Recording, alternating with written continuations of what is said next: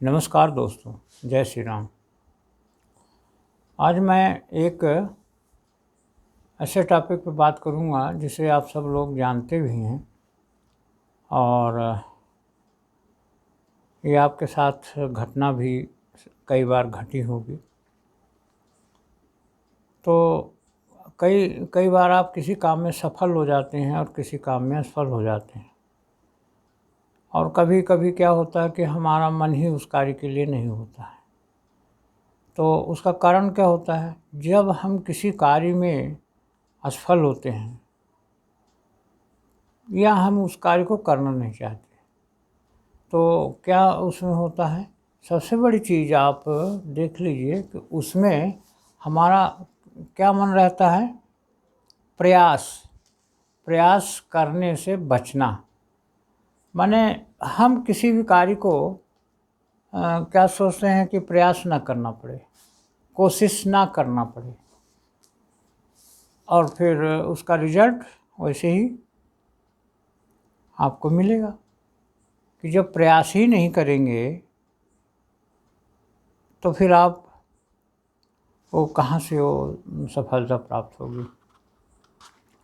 इसलिए आपको एक सबसे बड़ी चीज़ है कि आप प्रयास जो आपको करना चाहिए उसे आप करिए।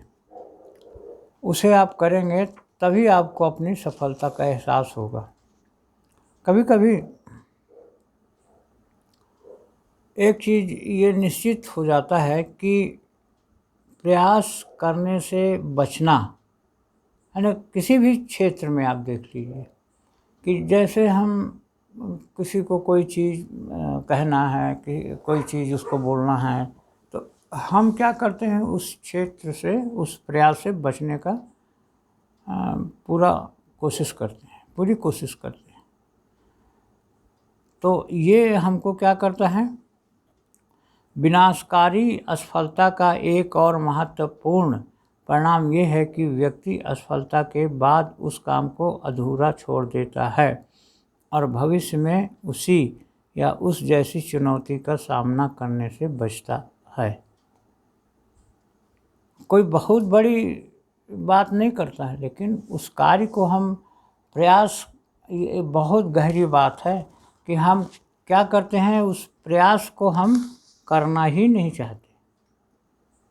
अरे अगला क्या बोल देगा, अगला क्या कर देगा, एक तो ये चीज़ हो गई, अरे ऐसा है वैसा, हम बचते रहते हैं हमेशा। तो आप बिल्कुल मत बचिए, बचने का कोई मतलब ही नहीं होता है।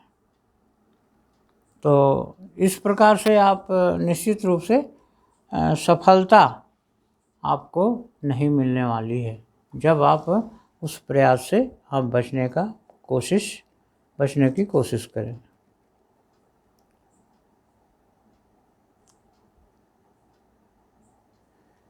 तो अब बचने का प्रयास से आप बचना, मतलब प्रयास करने से बचना, तो इस प्रकार का जो नज़रिया है वो क्या होता है? अगली कोशिश करने से कतराते हैं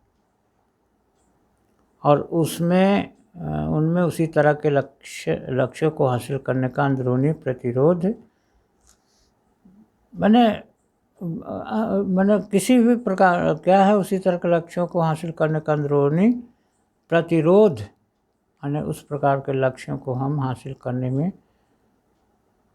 प्रतिरोधक एक शक्ति आ जाती है और हम उस कार्य को नहीं कर पाते।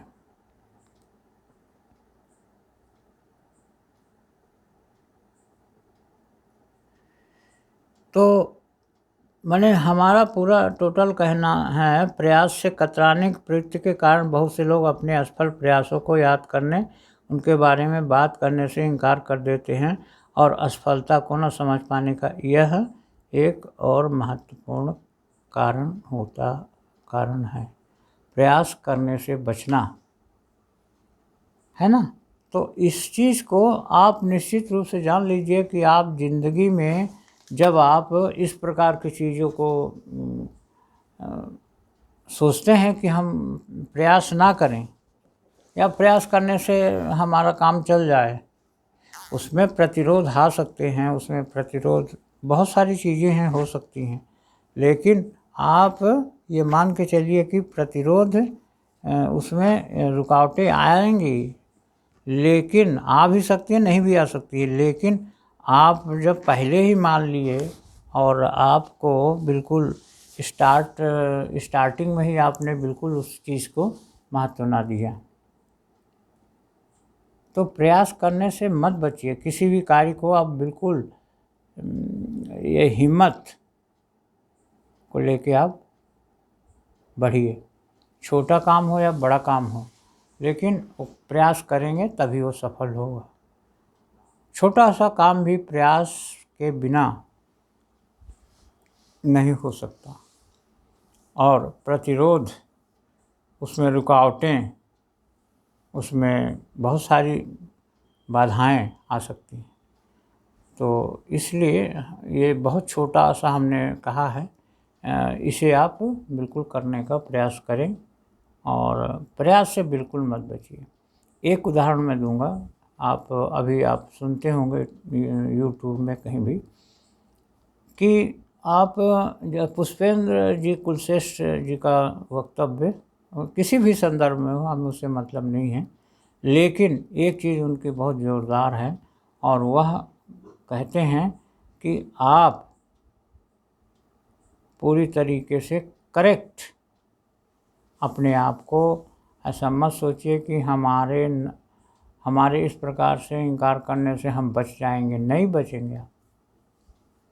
इसलिए आप काम को जी जान लगा दीजिए, जिस कार्य को करना है, बस।